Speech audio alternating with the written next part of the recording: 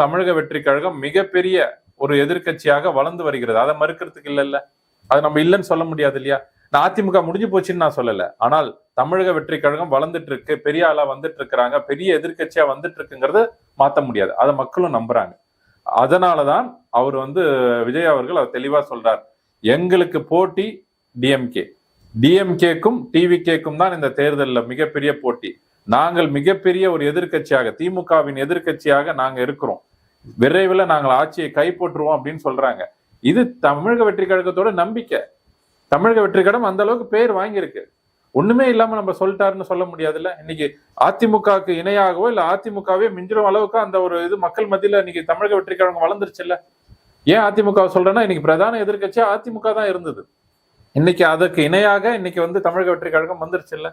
இல்ல நம்ம மறுக்க முடியல. அதனால்தான் அவர் சொன்னாரு, இதை சேகர் பாபு அவர்களோ திமுகவில் சேர்ந்தவங்களோ உணரலன்னு வச்சுக்கோங்களேன், அவர்களுக்கு தான் இது அடி வாங்கும். இதை உணரணும்.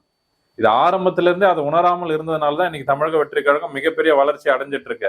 இன்னமும் அவர்கள் அதை உணரல, தனக்கு போட்டியா அவர்களை நினைக்கலன்ற மாதிரி சப்பக்கட்டு கட்டுறாங்க. ஆனால் அதுதான் நிஜம். போட்டியாக தான் தமிழக வெற்றி கழகம் இன்னைக்கு பெரிய எதிர்கட்சியாக தான் இருக்கிறது. இதை உணரல அப்படின்னா சீக்கிரம் அதை தமிழக வெற்றி கழகம் உணர்த்தும், மக்களும் உணர்த்துவார்கள். யாருக்கு? திமுகவுக்கு. அப்போ சேகர் பாபு பதில் வேற மாதிரி இருக்கும் நீங்க பாத்தீங்கன்னா.